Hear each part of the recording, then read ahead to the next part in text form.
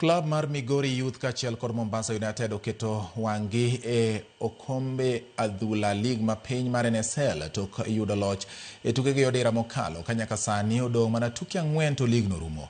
Migori Youth gi Mombasa United duto mako thuolo mokwongo gi points 71 e kinde ma 3K FC nitiere thuolo mar 3 gi points 69.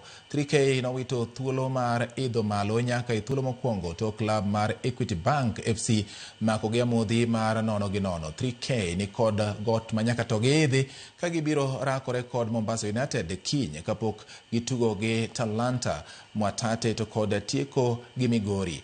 Ne Mombasa United tok rakore kod 3K gibiro dhi nyaka Bungoma tugo kod Nzoia kapok girakore kod Luanda Villa gi Naivas e tuke gi ariyo mogik. Kamachielo Migori bago tugo ne MCF kiny kapok gitieko tuke gi 3 modong' e kindgi kod tim mar Kisumu Equity gi 3K. Klepe 3 mabiro tieko e thuolo mokwongo biro donjo e lig maduong' season manyien.